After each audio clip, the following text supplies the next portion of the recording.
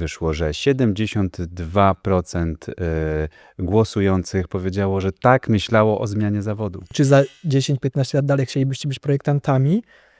Odpowiedzieliśmy z Karolem nie. Firmy rozrastają się do 10-15 osób i nagle w pewnym momencie stwierdzają, że to nie ma sensu, że to nie jest taki rozwój, który nagle rzeczywiście zaczął się skalować i te firmy mniej więcej w takim okresie jak teraz nagle się ścinają do 3 osób.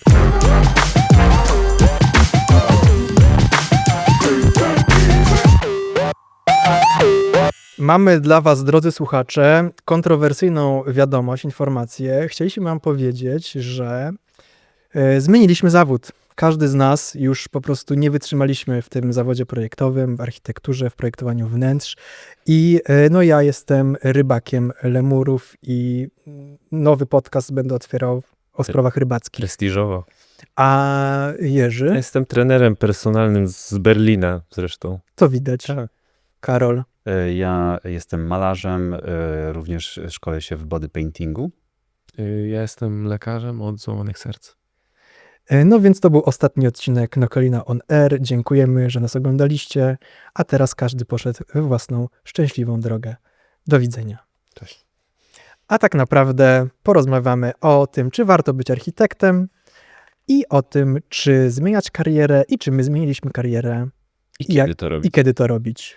Więc I najciekawsze jest to, że w ankiecie, którą przeprowadziliśmy na Nokej, na Modelinie, wyszło, że 72% głosujących powiedziało, że tak myślało o zmianie zawodu. czekajcie, Lub nadal myśli. niech to zarezonuje. 72% No. rozważa Chyba większość. zmianę, myślało o zmianie zawodu. Więc no cóż, może po prostu musi w Polsce zabraknąć projektantów, więc zatęsknią może wtedy inwestorzy, zatęsknią. Że ja już nie będę malarzem? No, projektantem? Nie. Słuchajcie, no tak, no te dane tylko potwierdziły coś, co my podskórnie już czuliśmy. O czym się rozmawia i I o czym się rozmawia. mamy dużo przykładów, o których opowiemy.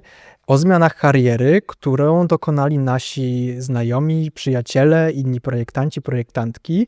Ale zanim to opowiemy, to chyba chcemy się skupić na tym, co odkryliśmy, jak przygotowaliśmy się do tego podcastu. Gdy już chcieliśmy zarzucić ten podcast, ten tytuł, że co my będziemy mówić o zmianie kariery, przecież my kariery nie zmieniliśmy, więc co my tam się znamy.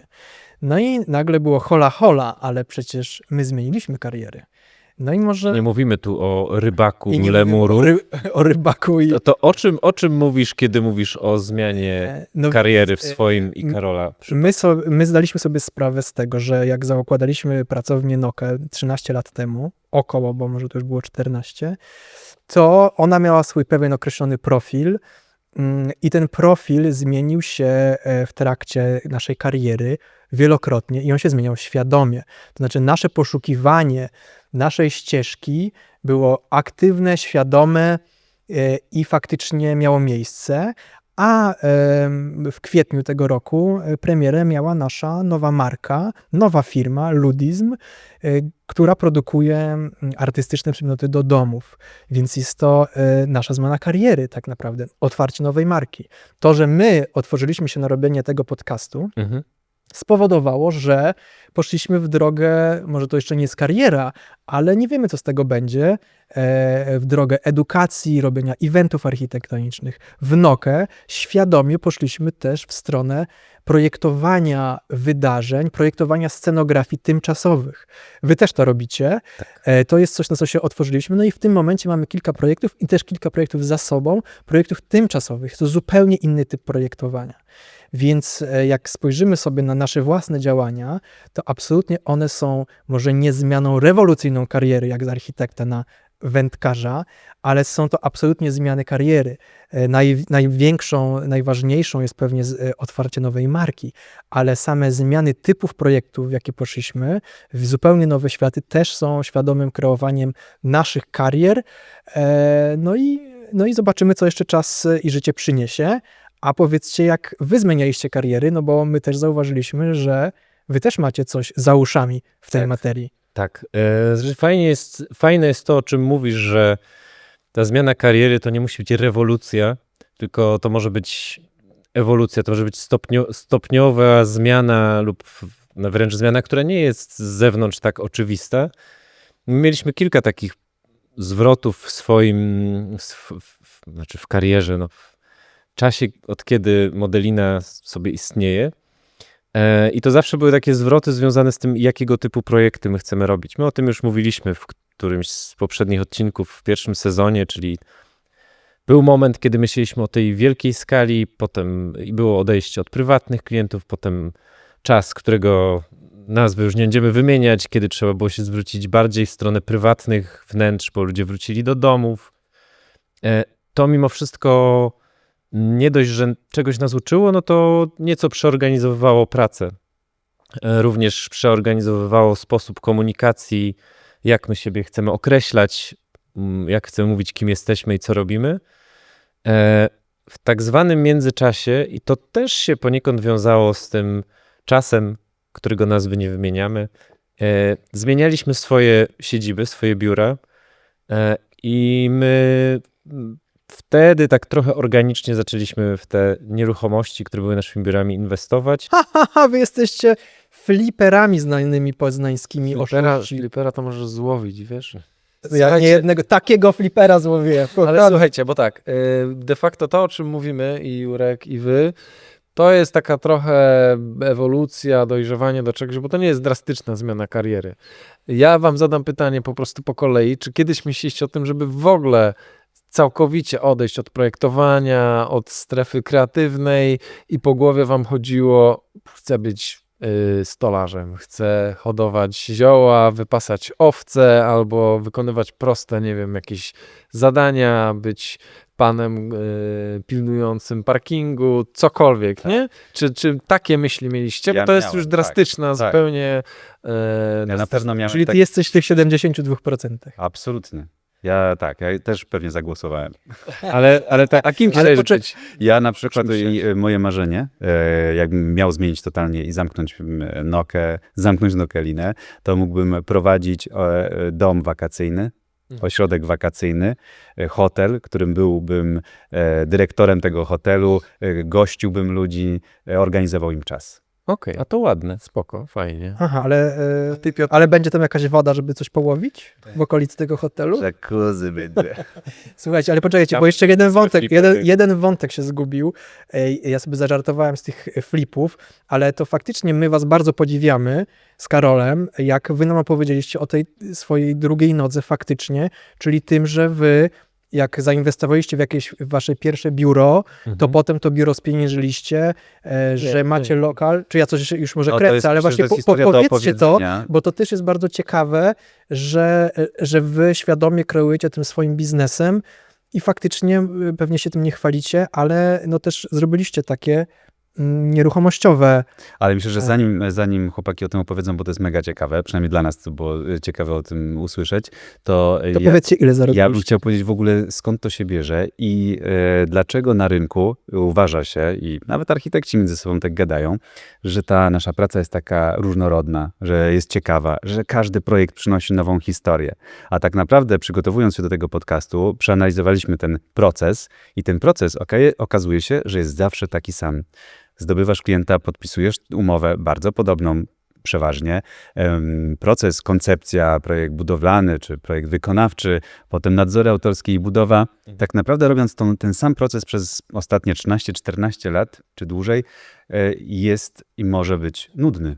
Znaczy procesowo jest to samo, bo wszyscy z zewnątrz mówią, wy macie taki wspaniały zawód rozwijający, co jest też prawdą. Każdy projekt jest inny, wszyscy to podkreślają. Oczywiście, Masz że tak swoją jest. ciemną stronę. Ale Nie. nikt nie mówi o tym, że procesowo jest to samo. Tak jak mówisz, tam oferta, negocjacje, umowa, bla, bla, bla, nadzory, budowa, niezapłacona ostatnia faktura, sąd, a potem się lansujemy. Psychoterapia. Potem sesja zdjęciowa i lansujemy się projektem na Instagram. I to jest prawda i ta historia się powtarza i można powiedzieć, że któryś projekt tak wygląda. I dlatego też te zmiany kariery i dlaczego o tym rozmawiamy, to jest właśnie wyjście z tej strefy takiego komfortu, czy takiego przyzwyczajenia, tego, co jest wyuczone, tak, co już wiem, jak będzie wyglądało i wchodzę w to kolejny raz. No i teraz wy na przykład zrobiliście te inwestycje w lokale, tak? To znaczy, ale to są długoterminowe inwestycje, potoczyły się one wyszły po prostu praktycznie z tego powodu, że musieliśmy zmienić lokal z paru względów, więc kupiliśmy drugi, akurat się nadarzyła okazja, wszystko oczywiście jest w kredycie i bardziej jest to zabezpieczenie jakiejś tam przyszłości za x lat, bo na razie jesteśmy w kredycie po uszy. Więc to jest po prostu być może myślenie o emeryturze i to wszystko, nie? To nie jest jest kariera, ale jest to jakiś ruch biznesowy. aczkolwiek, Ale nauczyliście się aczkolwiek- pewnie tego procesu nawet. No oczywiście, jak że to się tak. robi. Natomiast ja bym spojrzał jeszcze a propos tego, co mówisz. Mhm. No bo jakby każdy zawód jest taki, na pewno lekarza, malarza zakładam też, No wędkarz to zawód. Ten już tym bardziej. Wędkarz ma fitnessu. same plusy, To zero minusów. Ale tak, we wszystkich tych zawodach jest rutyna, tak? Jest rutyna, u nas to jest to projekt, który może trwać od pół roku do 2 czy tam 3. W niektórych przypadkach to jest wizyta lub badanie, które się może ciągnąć przez miesiąc, 2, rok, albo to jest tylko jednorazowa przez 15 minut przykładowo, zrobienie mieszkania i to też jest rutyna i w tych wszystkich zawodach ona się powtarza, nie? No I u nas też. pytanie, dlaczego tak wiele osób, które siedzi w naszej dziedzinie, myśli o zmianie zawodu? Dlaczego to się dzieje? Wiesz co, z mojego doświadczenia osób, które znam osobiście i nawet część osób z naszego biura zmieniła zawód, zmieniła kariery. I powód z reguły główny powód był ten sam. Finanse. Po prostu finanse. I też my szczerze rozmawialiśmy z osobami od nas zespołu o tych finansach i też zaradzaliśmy, słuchaj, no ale perspektywa na zmianę w tym zawodzie nie jest taka, że za 2-3 lata ty będziesz zarabiać 2-3 razy więcej, za 5, za 7, za 10, 3, 4, 5 razy więcej. Też mieliśmy szczerą rozmowę jako przełożeni właściciele firmy, którzy mają większe doświadczenie. No i sami doradziliśmy, słuchaj, jeżeli to jest dla ciebie, co oczywiście doskonale rozumiemy, nieakceptowalne, to zmieniaj ten zawód, bo perspektywy tej kariery finansowo są właśnie takie i my będąc w tym rynku, nie widzimy tutaj, żeby miała nastąpić jakaś rewolucja.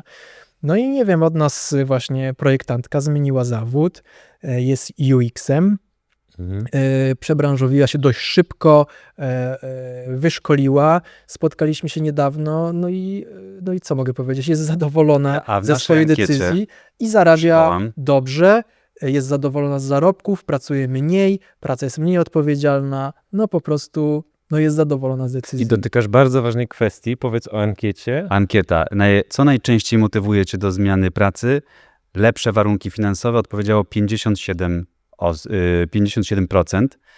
Chęć rozwoju i nowych zachowań 16%, a toksyczna atmosfera i wypalenie zawodowe 27%. Czyli widzisz, 16% nie czuje, że się rozwija w tym zawodzie, Tak, który uchodzi kreatywny. za super kreatywny To rozwój. nie jest jeszcze aż tak dużo. Dla mnie, jak ja sobie patrzę na to, dlaczego chciałbym ewentualnie zmienić zawód czy działkę, w której pracuję, to myślę, że w sumie najważniejszym aspektem to były finanse i stabilizacja jakoś. Bo w każdym zawodzie są plusy i minusy i zawsze wiadomo, trawa jest bardziej zielona u sąsiada. I wszędzie mamy albo większą, albo mniejszą odpowiedzialność. Natomiast są takie zawody, czy takie działki, w których wiele osób jest po prostu pewna tego, że jak robisz w miarę dobrą robotę, albo bardzo dobrą robotę, to będziesz miał klientów. A perspektywa ostatnich lat pokazuje, że w naszej przynajmniej działce jest tak, że możesz być w topie najlepszych projektantów, a musisz się cały czas starać i walczyć o projekty, co jest strasznie męczące, bo myśmy sobie rozmawiali przed nagraniem, że kurczę, zakładaliśmy, że w tym wieku, w którym będziemy teraz, będąc raczej lepszymi projektantami Nie, znanymi no, macie w masę kraju nagród, i publikacji, tak dalej, jesteście my topowym będziemy biurem musieli się projektowym. opędzać od projektów. A tymczasem prawda jest zupełnie inna i to każde biuro potwierdza, że trzeba Muszą walczyć. Walka o klienta, walka o ceny, coraz większe wymagania ze strony klientów, żeby a zrobić coś na próbę, a wykonać coś tam za darmo, a obniżyć cenę. I jest to perspektywa, która strasznie zniechęca, bo potem przy na przykład wykonawstwie dzwonimy do stolarza, mówimy, a jest taki temat, a on mówi bez reklamy, bez strony czasami, bez niczego, po prostu jest to Zwykły stolarz. zwykły stolarz, który pracuje na rynku 15-20 lat, robi dobrze robotę, oczywiście ma czasami wtopy, to generalnie jest zarobiony potąd i ma kolejkę klientów na następny czasami rok, a czasami 2. Tak samo budowlańcy, kolejki do lekarzy i tak dalej, i tak dalej. I ja nie mówię, że to tylko topowi. Generalnie, tak? Jak ktoś wykonuje dobrze swój zawód, akurat Ma w tych robotę, branżach, to płatną, ma robotę. dobrą, Nie fajnie. musi się tym przejmować to jakoś jest, nie wiadomo jak. To Też mi jest się tak super, że to wydawało. poruszasz, bo my mieliśmy identyczną refleksję jak wy, bo kilka lat temu myśleliśmy, no dobra, zaczynamy zdobywać te nagrody, są publikacje, za 3-4 lata, za 5 lat, jak my będziemy już z tym doświadczeniem, z tymi projektami zrealizowanymi, z tymi nagrodami, publikacjami, no to tak, kolejka projektów, nikt nie negocjuje ofert, i po prostu, no jesteśmy, udało się, jesteśmy tam. Tymczasem okazuje się, że perspektywa taka jest nieprawdziwa, dalej musimy walczyć o tych klientów i rozwijać swoje skille, inwestować w marketing, który się zmienia. I perspektywa kolejnych 5, 10, 20 lat dla mnie jest taka sama. Uważam, że nigdy nie ma tego poziomu. Ty cały czas musisz wykonywać tą pracę, która no jest, my lubimy ten marketing, nie wiem, poznawać klientów, tłumaczyć oferty i tak dalej, ale no robimy to już kilkanaście lat. Chcielibyśmy być w takim stanie, że w takim momencie kariery, że nie musimy, że jest ten kolejka klientów i po prostu mamy swoje ceny i koniec. No nie ma tej sytuacji, więc no można się zastanowić, jeśli chodzi o z punktu widzenia kariery, czy w związku z tym, i my się zastanawiamy, czy to jest dobra kariera. No to zadam wam jeszcze jedno pytanie, które nam zadała Kasia Kraszewska, pytanie, które nas trochę wbiło w podłogę. Czy wy chcielibyście być projektantami za 15 lat? To Jako kariera? Odpowiem ci tak. Chciałbym wykonywać ten zawód bez całego tego obciążenia. Czyli nie, nie, dziękuję. A ty? Nie, inaczej. Jeśli bym na przykład dzisiaj stwierdził, dobra, będę sprzedawał coś, tak? I za 15 lat to ta sprzedaż się rozhula i to będzie sobie funkcjonowało, to ja mogę wtedy spokojnie dalej zajmować się kreacją, od której ciężko mi się sobie wyobrazić, żebym zrezygnował na dzień Czyli chciałbyś dzisiejszy. to jako hobby, nie jako karierę. Tak, ja bym chciał to robić jako coś, co mogę robić bez takiego obciążenia, że w tle mam cały czas walkę o klienta, w tle masz cały czas to, że jeśli chcesz mieć zespół, to musisz o niego zadbać, bo to jest czynnik ludzki tutaj na bardzo wysokim poziomie, jest po prostu bardzo ważny. Dodatkowo musisz być na bieżąco, co jest przyjemne oczywiście, bo śledzisz trendy, jeździsz, patrzysz, uczysz się, ale jakby no nie możesz sobie pozwolić na chwilę wytchnienia, że a to teraz posiedzę 4 lata w odosobnieniu, no bo wracasz i trochę jesteś poza jakby tym, co się dzieje i pod kątem nowych technologii i być może trendów na mediach społecznościowych, które muszą być twoją reklamą, skończywszy Zaraz nawet będziesz być tiktokerem, wiesz. na trendach związanych z samym projektowaniem, chociaż i wy, i my staramy się projektować nie zgodnie z trendami, tylko raczej zgodnie z... Znaczy my patrzymy na was i robimy to samo, tylko lepiej. O, to jesteśmy takim wężem, który pożera własny ogon, bo robi to samo. W każdym razie... To może inaczej zadam pytanie. Gdybyś mógł w tym momencie cofnąć czas i wybrać inny zawód z perspektywą taką, że w tym miejscu, w którym teraz jesteś, będziesz zarabiał 4-5 razy więcej, to byś to zrobił, czy nie? Jakie było pytanie? Czy Nie, gdybyś chodzi- cofnął czas, to byś dalej był w karierę modelina i tak. Słuchajcie, niczego nie żałuję, nie? To jakby Paulo ciężko mi... Coelho. Nie, absolutnie tego nie żałuję, bo Ale? myślę, że osiągnęliśmy naprawdę dużo, ale teraz funkcjonuję na takim stand-by'u i na takim ciekawej próbie łączenia różnych rzeczy, bo nie trzymam się kurczowo tego, że Modelina ma być tym samym przez kolejne 10 lat. Zaczynamy rozmawiać z różnymi osobami z różnych branż, próbować szukać tych takich miejsc styku, żeby zobaczyć, co się wydarzy. Z osobami, które się zajmują marketingiem, trochę tymi nieruchomościami, które nas nauczyły tego, że jeśli robisz to sam, na własnych zasadach, to powstaje super efekt końcowy, którym chwalisz się absolutnie bez zająknięcia, bo to wygląda tak, jak chciałeś. To była bardzo długa odpowiedź. ale- Ja Czyli chciałem generalnie, jakbyś miał do wyboru... Ale Paweł był bardziej down to earth, bo z tego, co zrozumiałem z twojego pytania, to jest taki konkret. No konkretnie, bo ja zadaję... wyobrażam tak, sobie 13 lat temu, jakby mi ktoś opowiedział, jak moja przyszłość będzie wyglądała, czyli dał mi tą wiedzę, którą my dzisiaj się dzielimy, to czy ja bym wybrał ten zawód? No właśnie. No nie wybrał. To od razu Ja dam ci bym perspektywę. nie wybrał też. wybrał. Jakby ktoś pytał, ja też bym nie wybrał. Jakbyś mógł być na przykład teraz właścicielem firmy stolarskiej, bo tak mogłoby się zdarzyć, że zaczynasz projektować meble, rozwijasz, rozbudowujesz zespół i masz coraz większy potencjał, kupujesz maszyny Tak. i jesteś teraz w takim momencie po 15 latach, że nie wiem, zarabiasz 100-200 tysięcy miesięcznie dla siebie oczywiście i możesz teraz sobie robić co chcesz, budować hotele, stawiać tam, nie wiem, cokolwiek, wnętrza projektować i tak dalej, to ty byś wybrał inną karierę niż tym, że jesteś tylko projektantem. Tak, jakby ktoś mi powiedział taką rzecz, że słuchaj, będziesz miał 40 lat i nie zarabiasz tych 100 tysięcy i nie masz żadnej kasy na inwestycje, no to Okej. no musiał być naprawdę niestabilny, żeby tego nie zrobić, tej decyzji. Ty też I żałuję, że mi nikt tego nie powiedział, ale Żałuję, że mi nie gadaliśmy powiedział. mieliśmy osób takich wokół siebie, Wiesz, żeby nam to powiedzieli. wszystko owiane aurą tajemnicy, jak wygląda ten zawód. Na studiach nikt nie wie, nikt o tym nie rozmawia.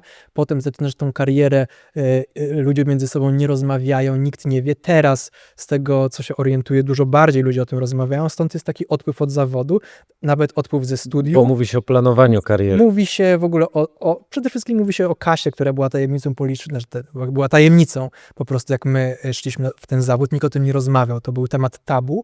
Teraz ludzie o tym rozmawiają, więc odpływ zawodu jest dużo większy.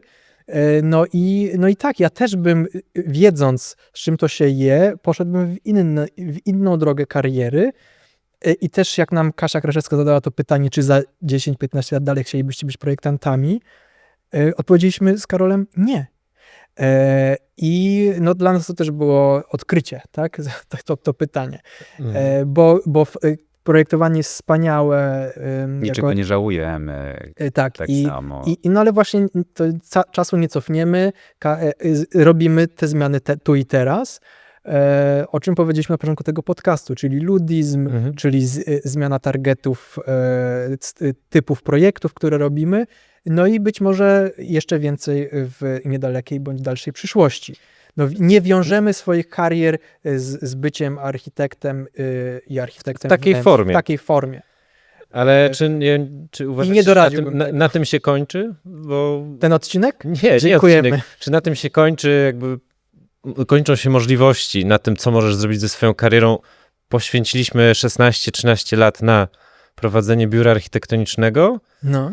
i okej, nie? I może to jest właśnie ten moment, kiedy, bo ja wiem, z czego to wynika. No mówimy o tej Kasie, my patrzymy na swoich rówieśników, którzy właśnie tam mają stolarnię, IT, cokolwiek i sobie myślimy, kurde, no To jest fajnie to taka- wszystko brzmi, ale wydaje mi się, że oni sobie radzą lepiej, jest stabilnie finansowo. Tak, i to jest rzecz, o której rozmawialiśmy też wspólnie, że gdybyś osiągnął ten poziom w innych zawodach, no tak jak masz nagrody jako pracownia projektowa, jesteś znanym projektantem, publikacje, super projekty, no to gdybyś był, nie wiem, topowym prawnikiem, topowym IT guyem, byłbyś topowym producentem czegoś, czy byłbyś, nie wiem, no w jakichś takich innych zawodach byłbyś topowym reżyserem, kamerzystą, Tak, lekarzem, chirurgiem plastycznym, dentystą, no to w ogóle to są Stan inne, to są w ogóle finansowy jest inne, Okej. No i to inne jest fakt. rewiry. Jakby To jest fakt. Czyli jakby To jest fakt dlaczego, bo wtedy nie martwisz się o płynność finansową, nie martwisz się o to, czy ja będę miał klientów za miesiąc, za 2, za 3, żeby zrobić pensję, tylko skupiasz się na rozwoju Na kolejnych osobistym, Tak, a nie na na walce. tym, co robisz, nie? Żeby być w tym jeszcze lepszym, a nie na tym, że my teraz, to dobra, to No i szukamy tych klientów, żeby było na wypłaty, na ZUSy, SRUSy i podatki i martwimy się o wszystko dookoła, zamiast martwić się o tym, żeby być najbardziej zajebistym architektem, projektantem, jakim się da. nie? I masz, Tak, masz zgadzam komfort się finansowy, z żeby robić to, co robisz. No i to jest fakt. Może ciekawy jestem, czy to jest szokujące dla ludzi, którzy nas oglądają, czy wszyscy po prostu to dawno wiedzą, no i no tak jest, tylko co z tym teraz faktem zrobić, bo tu można marudzić, tak? No okazuje się, że Nie o tym ma być ten nie o tym ma odcinek, być nie o ten odcinek. marudzeniu. nie o marudzeniu. Ta złota rada, zresztą mieliśmy napisane dużymi literami w notatkach. Niedawno. Co chcemy przekazać jako informację tym, którzy są na początku? Jeśli chcesz zarabiać dużo, to nie bądź ten architektem. Mnie ten zawód, są inne zawody kreatywne. Projektowanie jako usługa nie jest dobrze płatnym zawodem, nie tylko w Polsce, na świecie generalnie. Więc my świadomie te nasze ścieżki kariery zmieniamy je teraz, bo 10 lat temu o tym nie wiedzieliśmy. Myślę, że 5 lat temu może o tym nie Tak, wiedzieliśmy. ale właśnie to jest Dlatego to... ten podcast, żeby też powiedzieć naszą perspektywę właśnie pracowni, które mają te nagrody i mają te publikacje, że jak tu jesteś, to nie ma wielkiej zmiany. Ja na przykład zacząłem się uczyć od naszych projektantów, którzy Dokładnie. zmieniali karierę. Mhm. Pierwszy Właśnie jestem projektant, ciekaw, co który- poza UX, jakie macie Na przykłady przykład, zmian ludzi w architekturze? Pierwsza zmiana i nasz kolega odchodzi do firmy wykonawczej, gdzie staje się BIM managerem, czyli odchodzi od tej naszej cudownej pracowni designerskiej i nie będzie już projektował tych designerskich, drogich domów, tylko idzie do dużej korporacji międzynarodowej i największych. tam robi karierę. Tam dostaje bardzo dobre warunki finansowe, pewnie z 10 razy lepsze niż u nas. Tak, ale to jest ponad 5 razy lepsze warunki finansowe, Czyli zarabia 10 tysięcy miesięcznie. czyli zarabia 7,5 tysiąca. Nie no, No tak powiedziałem 10, my ale i tak mieliśmy bardzo jak na Warszawę, jak na Polskę wysokie wynagrodzenia, to tam te wynagrodzenia są znacznie wyższe. I wtedy, to jest pewnie z 10 lat temu było, ja byłem w szoku. No jak, przecież wszyscy marzą, żeby być w takiej pracowni, takiej atmosferze pracy, takie projekty robić, a on nagle idzie jednak za pieniędzmi. Do pewnego wieku myślę, słuchajcie, że jest ale- okej być takim Ale pracownikiem. najlepsze jest chyba to, co plot twist tej sytuacji, że tak, nasz kolega, nasz projektant idzie pracować przy technicznych, dużych, przemysłowych rzeczach, jeździ po Polsce, dogląda tych rzeczy, robi koordynację Dużo się skomplikowane, uczy. dużo się uczy, zarabia bardzo dobrze i co po godzinach i w weekendy zawsze ma od lat jakiś fajny projekcik domu, wnętrza i sobie te projekty realizuje, bo to Znalazł lubi, swoją jako drogę. bo to nie, zarabia na tym, natomiast musiał. nie No musiałby, tak, ale bardziej chodzi o to, że dostaje za to kasę, ale robi to dla przyjemności. ale robi to, bo to kocha, bo jest w tym dobry, ludzie chcą, żeby robił im te rzeczy, no i co, i fajnie, nie? Podziwiamy, na przykład taką historię. To też jest zresztą case, który my znamy, czyli że architekci idą po prostu do dużych firm, czy to są firmy produkujące meble, czy właśnie jakieś inne duże konsorcja i Jak są in-house. są in-house'em, bo te firmy mają zupełnie inny model biznesowy, zarabiają na sprzedaży lub realizacji i mogą sobie pozwolić na to, żeby dobrze opłacić projektanta. Także opcją zmiany kariery jest po prostu bycie in-house'em, projektantem in-house'em w jakiejś dużej firmie. jakiejś dużej firmie. wiadomo, Zresztą że mieliśmy projektujesz inne rzeczy. fajny przykład kumpla z biura w Holandii, który projektował te ekskluzywne wille, ekskluzywne wnętrza, po czym zatrudnił się jako projektant również wnętrz w firmie, która produkuje czy buduje ekskluzywne jachty. No tak. Bo to w sumie te same skille są potrzebne, to samo wyczucie estetyki. okej, no to Oj, mamy. Ale stały portfel klientów. Możesz być projektantem in-house'owym w jakiejś firmie, wiadomo, że nie masz takiej władzy nad projektem, nie jesteś tym wielkim kreatorem, a może jesteś, nie wiadomo.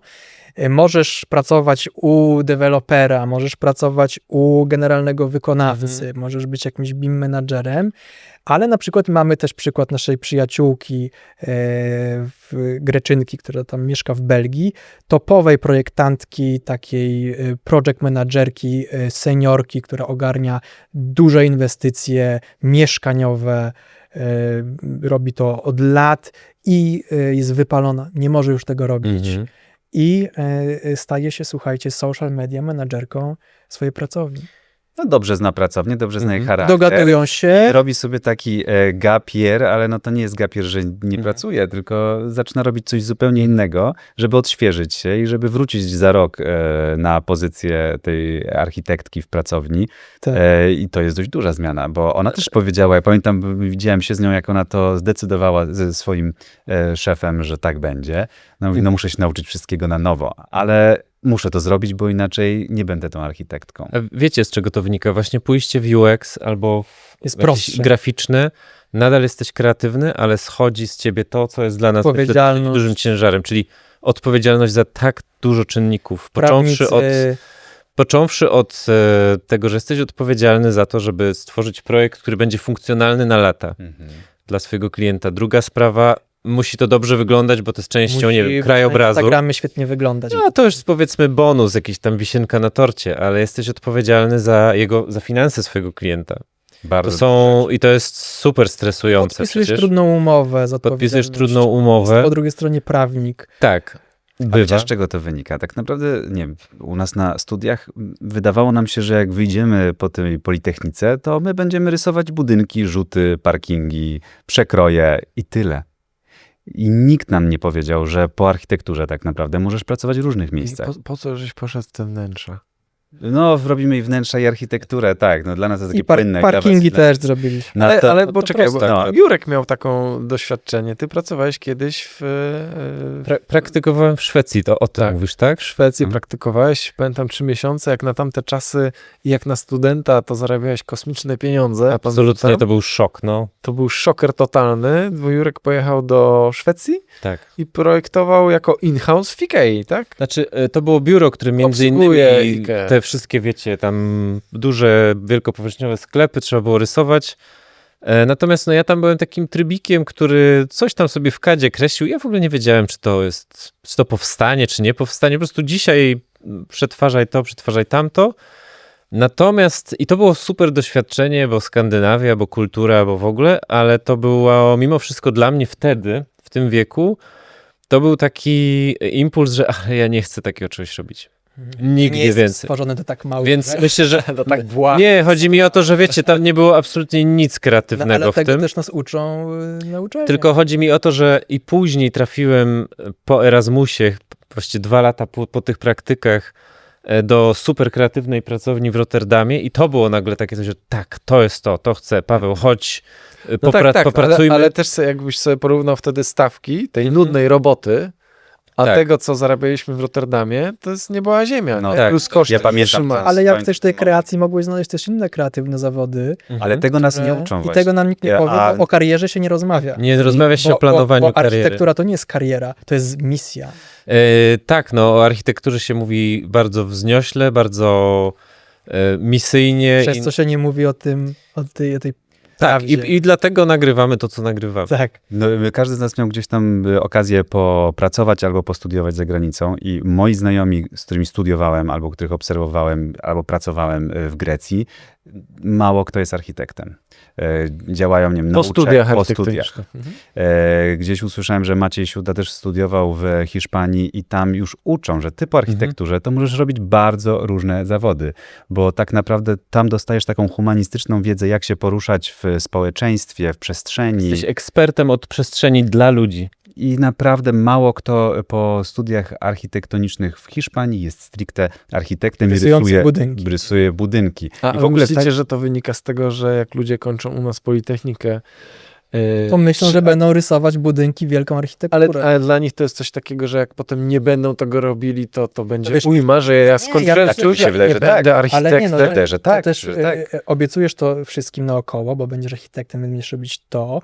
Wiesz co, Mało ciebie tego, tego oczekują. poświęciłeś 5-6 lat swojego życia, żeby to robić, no to weź teraz się przyznaj przed sobą i przed wszystkimi, no nie, no nie będę tego robił, bo to jest strasznie trudne, mało płatne i coś tam i się w to brnie i ludziom się wydaje, że muszą w to brnąć i utykają w tych zawodach, których niekoniecznie lubią, są na pewno niezadowoleni z finansów. I mamy taką koleżankę, która cały czas szuka tej swojej drogi i próbowała z nami projektować i próbowała być project managerem. Teraz szuka różnych dróg i każda jest ciekawa, ale widać jak ona też umie poszukiwać, bo mi się wydaje, że to jest najważniejsze. Zadać sobie pytanie, czy mnie to bawi, czy to jest fajne dla mnie, czy ja w tym momencie po jakimś próbie jestem z tego zadowolony i czy wstaję rano i nie myślę o czym innym, nie? O tym, co zapytałeś. Albo czy te wynagrodzenie jest tak słabe i nieakceptowalne dla mnie, że no jest deal breakerem, ja po prostu muszę zmienić zawód, bo nie ma innych perspektyw.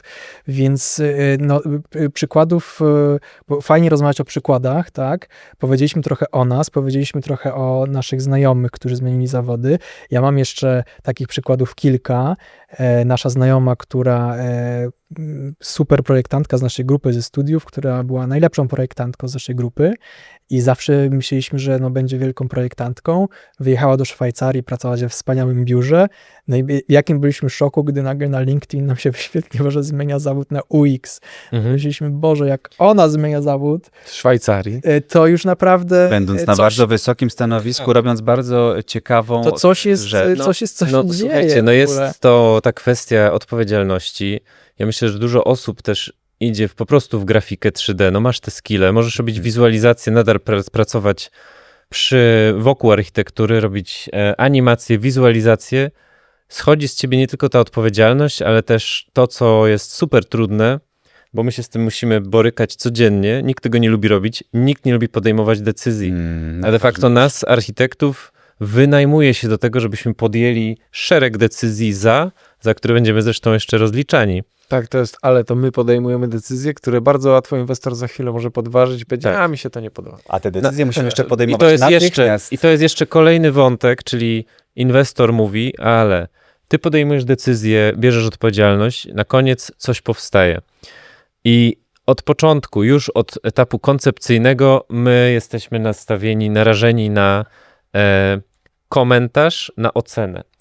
To nawet nie chodzi o jakąś personalną, ale twojej pracy. I to jest też kolejna rzecz, która obciąża, czyli no jak jesteś, oczywiście w innych zawodach też się opinie wydaje na temat tego, jaki jest lekarz, jaki jest stolarz, jaki jest ktoś tam, ale to mimo wszystko nie jest częścią twojej pracy na co dzień, nawet w kontekście konsultacji czegoś w ramach zespołu. No tak. I takich trudnych elementów tego zawodu, jak wiemy, jest wiele, bo jest to skomplikowany, bardzo wymagający zawód.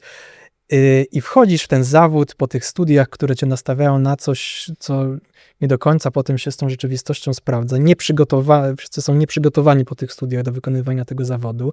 Nie mają świadomości, jak to wygląda. Myślą, że będą robić te przekroje i koncepcje tych budynków. No ale dobra, zaczynasz tą karierę i teraz, czy ta kariera jest prowadzona w tym zawodzie świadomie? To znaczy, czy jak sobie wyobrażam pracę w korporacji i rozmawiam ze znajomymi, to gdzieś tam takie prowadzenie kariery w korporacji jest takie, że ty nie możesz wykonywać przez 10 lat tego samego.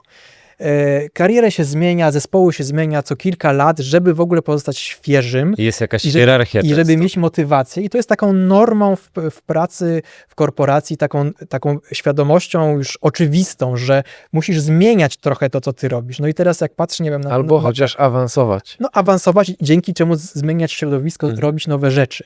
No teraz rozmawialiśmy o tym, że ten proces projektowy jest taki sam. No i my od 13 lat de facto zdobywamy klienta, podpisujemy, robimy negocjacje, podpisujemy umowę, koncepcja, projekt budowlany, wykonawczy, nadzory, bla, bla, bla. Procesowo jest to takie same, więc projekty się zmieniają, to jest fantastyczne odkrywanie nowych projektów, wyzwań i tak dalej, ale procesowo jest to samo. No ale dobra, bo ty jesteś na szczycie kariery. No i właśnie. A czy wasi projektanci w ogóle, bo nasi, no niestety nie, mamy tak płaską strukturę, że nie mamy czegoś takiego, jak przychodzisz do nas, że no dobra, to teraz jesteś junior architekt, potem jesteś senior, a potem wskoczysz jeszcze na jakieś jakiegoś Partner. poziom partnera czy menedżera, no jesteśmy za małą strukturą, żeby mieć w ogóle jakąkolwiek ścieżkę kariery.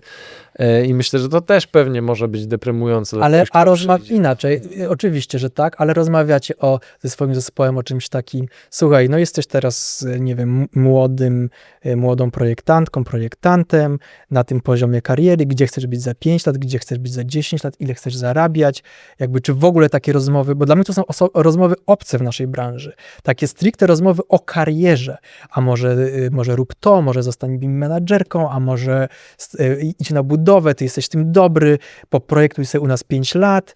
Jakby ja nie widzę w ogóle takiego typu rozmowy, które są w innych branżach dla mnie. Wiesz co, no nas. dla nas to by Czy wy było... rozmawiacie? Czy Swoim się rozmawia? W ogóle To poruszacie znaczy, taki wiesz co, temat? no, poruszamy takie tematy, kiedyś mieliśmy rozmowę właśnie taką długoterminową, Tak, roczną, tak. roczną, tylko że Że rok rozmawialiście z kimś? rok. Bez ustanku. Tylko, że no, mi się przynajmniej wydaje, że w kontekście tego, co mówimy, czyli finansów i tak dalej, gdzie wcale nie jest lepiej, tylko ja mam wrażenie, że generalnie w środowisku i z tego, co słyszę, a ostatnio doszły do nas no, mega słabe wieści i coraz więcej pracowni się zamyka albo redukuje. I to w Poznaniu, i w Warszawie, i w ogóle w całej Polsce. Co chwilę słyszę o kimś, że a to połowa zespołu wyleciała, Potwierdzamy. Potwierdzam. a to się zamknęło w ogóle całe biuro i tak dalej, więc jakby w tym kontekście ja bardziej myślę o tym, żebyśmy w ogóle przetrwali i żeby się wszystko jakoś kręciło, niż o tym, że my teraz porozmawiamy, czy a może chcesz być Dokładnie. partnerem? W sumie to Jasne. z chęcią przejmiesz Nie ma wiele na to obowiązków. przestrzeni.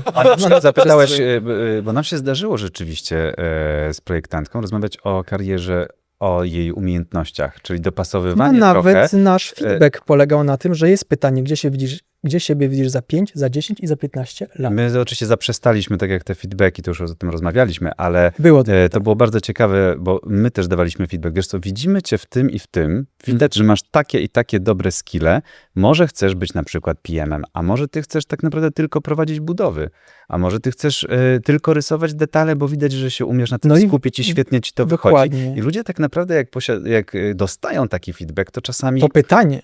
to pytanie, to czasami budzi się w nich zupełnie czysta taka kartka, że no faktycznie, przecież ja to lubię być tylko na budowach, a nie muszę siedzieć za tym biurkiem, bo tak, no tak się utarło, że ja siedzę No i i my rysuję. też a propos tej ścieżki kariery, no to jest taki może mały kroczek, ale my się pytamy wszystkich w zespole, co chcą robić, jakiego typu projekty, w których chcą się rozwijać. A to Jaki chyba od etap nas trochę projektu? sobie To zapożyczyli. trochę od was troszkę. przychodzicie do biura, wiesz, to już od mija lat, trochę. To od zawsze to było. Rozpoczynacie dzień w biurze od tego, na pewno chcesz być tym Co chcesz architektem? dziś wywinąć? Co chcesz źle? Zadaliśmy Słuchajcie- pytanie ostatnio projektantowi, to pytanie, czy na pewno chcesz być projektantem? I dostaliśmy odpowiedź oczywiście, że tak, że bardzo chcę być tym projektantem. Prawda jest taka, że my mamy w głowie i widzimy tą osobę w zupełnie innych zawodach. Zupełnie innych zawodach niż architektura. No ale jak ktoś chce, no to Słuchajcie, no to jest, możecie dać jakiś impuls, możecie coś otworzyć. Ja myślę, że to, że robimy Nokelinę, to jest dosyć spójne z tym, w sumie nie dokończyłem odpowiedzi, gdzie byście się widzieli, no to ta odnoga edukacyjna to jest coś, co daje poczucie spełnienia. Myślę, że nawet całkiem można dobrze i niezależnie zarabiać na byciu szkoleniowcem zwanym szeroko, czy tam mentorem. Natomiast jak przygotowaliśmy się do tego odcinka, to wspomnieliśmy o książce Nowe Długie Życie, Tak. czyli o książce, w której mówi się w ogóle o przełamaniu takiej tendencji, do której my jesteśmy przyzwyczajeni, czyli kończysz edukację, etap pierwszy, pracujesz w zawodzie. w zawodzie do końca, a potem idziesz na emeryturę i że to się kończy, taki model, bo Albo skończył. Bo nie, Albo- nie albo- będzie już emeryt. albo już nawet się skończył, bo żyjemy coraz dłużej i coraz lepiej, czyli możemy dłużej wykonywać niektóre prace, albo nawet chcemy wykonywać. Moi rodzice są cały czas aktywni. Też są trenerami fitness? Oczywiście. Żyjemy coraz dłużej jako ludzie. Technologia się zmienia tak szybko, że niektóre zawody znikają, a pojawia się mnóstwo nowych.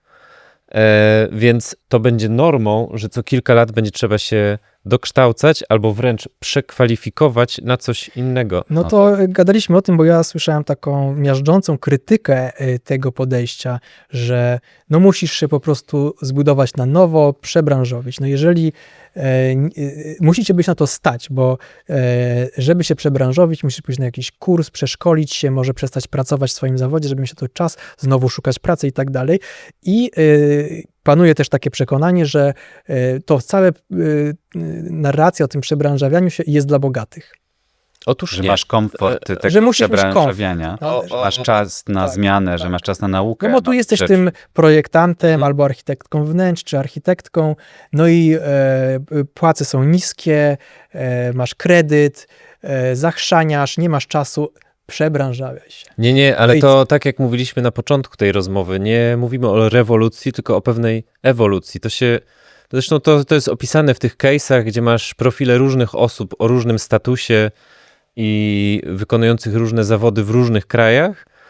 I to nie dzieje się nigdy z dnia na dzień. I to nigdy nie jest też, że idę na kurs, tylko to są jakieś totalnie małe kroki, Baby steps. które po prostu płynnie jak gradient sprawiają, że ty najpierw nabywasz tych umiejętności, a później zaczynasz wchodzić stopniowo na jakiś nowy rynek czy w nową rolę. No i To jest- się u nas dzieje, chłopaki.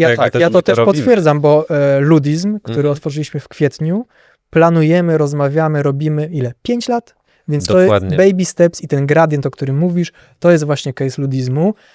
To nie jest tak, że to powstało w kilka miesięcy. Więc to nasze przebranżowienie czy rozwarstwienie naszej kariery zaczęliśmy pewnie 5 lat temu. Też wrzucę taki link do podcastu, który słuchałem i który też potwierdza jakby to, co Jurek mówił, że trzeba tymi małymi krokami. Nawet jak masz ten zawód, to próbuj na przykład robić podcasty tak po pracy. Jakby próbuj, czy w ogóle to jest dla ciebie fajne. Gospodarz godziny w tygodniu najpierw. I tak próbuj, bo przypadkiem nie rób drastycznego kroku, bo może się okazać, że ta drugi pomysł wcale nie jest strzałem w dziesiątkę i trzeba się cofnąć, a cofnąć się zawsze jest trudniej. Szczególnie cofnąć w tył.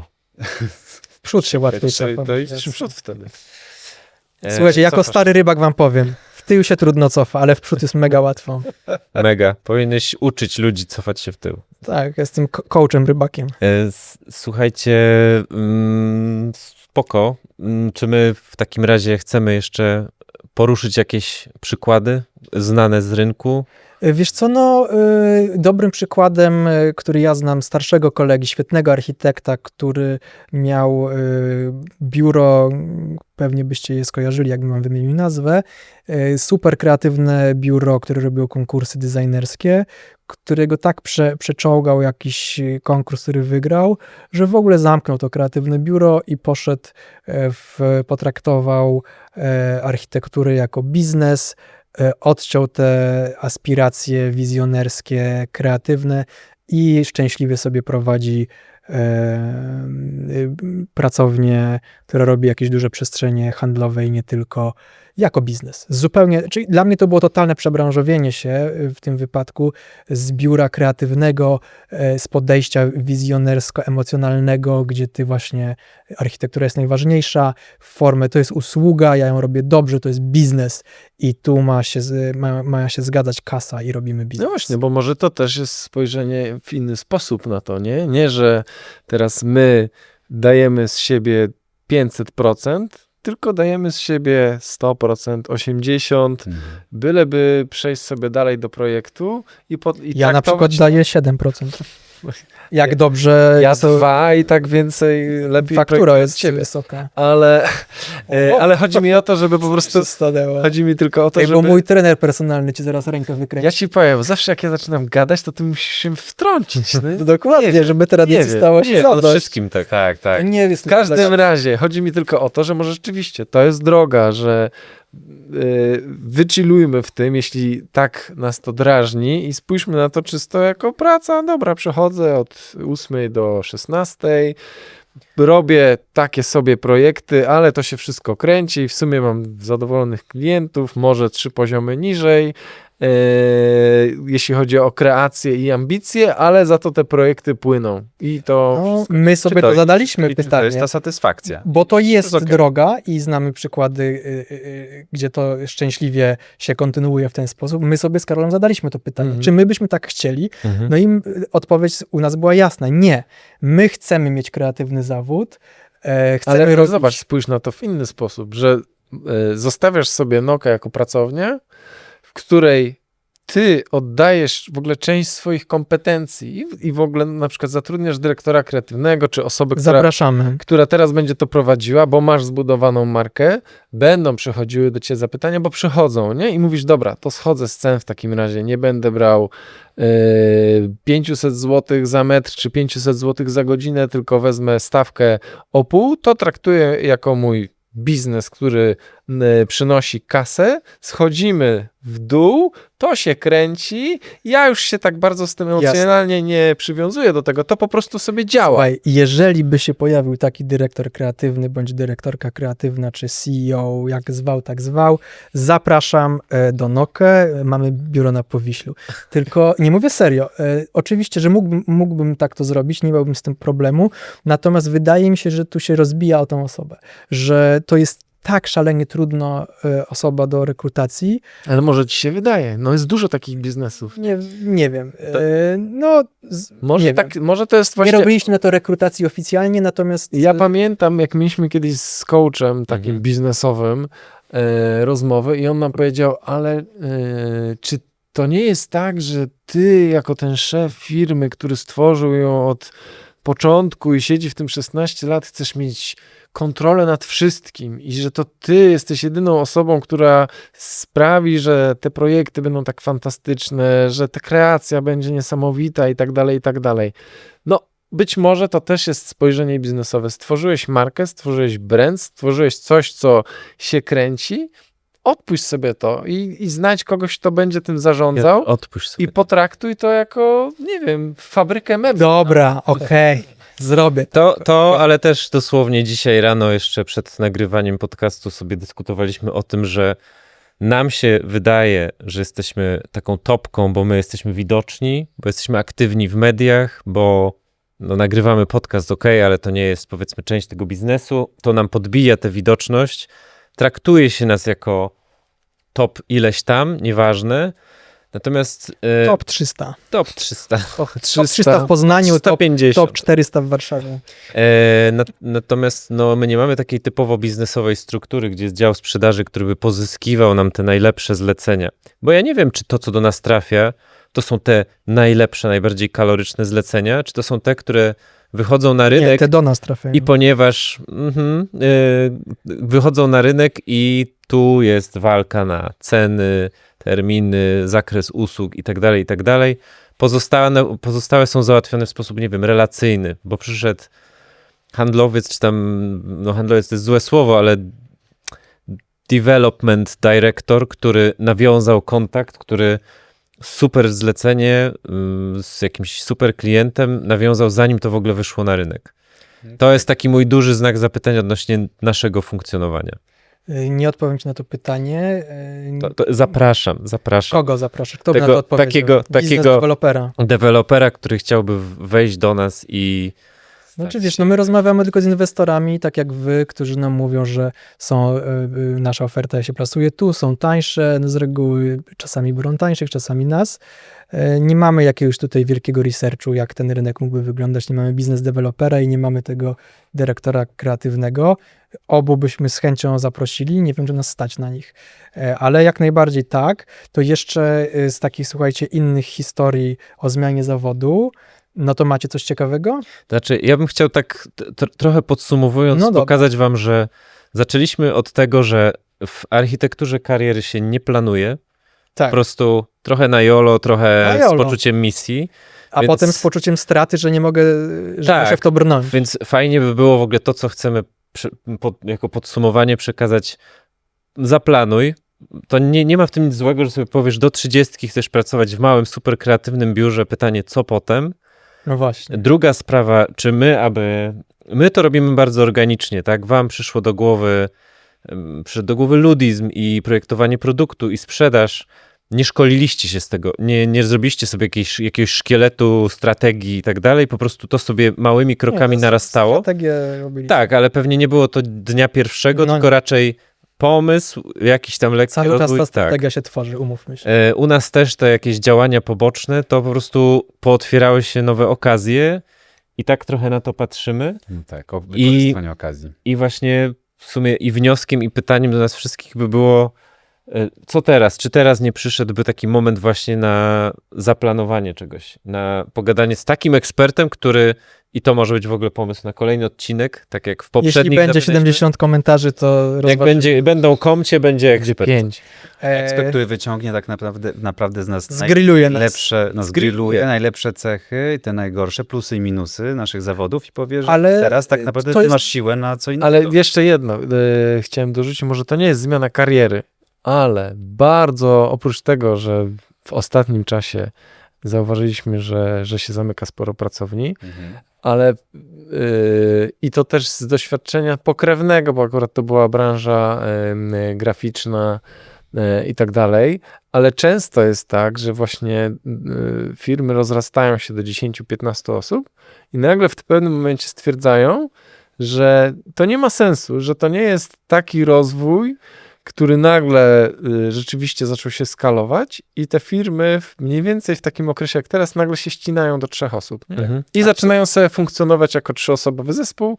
Finansowo wychodzi prawie to samo, Albo lepiej. obciążeń jest znacznie mniej Mniej procesów. i jest prościej, nie? Mhm. Bo ja nie potrzebuję wtedy 50-60 projektów rocznie, tylko 7. Tak, Dokładnie. to też jest zmiana zawodu. To też jest zmiana. zmiana sposobu. Że Zupełnie Omówiliśmy bardzo dużo przykładów. Bo równie dobrze moglibyśmy sobie w pojedynkę nawet Ale działać. wy sobie przerywacie. No nie, no bo wtedy, wiesz, A jest taka dynamika rozmowy. Nie. czasami może, no bo nagle się może okazać, że to w sumie będę działał jako jednoosobowa działalność gospodarcza i wtedy to mi wystarczą 3 projekty. I teraz rocznie. uwaga, to też jest okej. To nie? wszystko jest No dobrze. dobrze.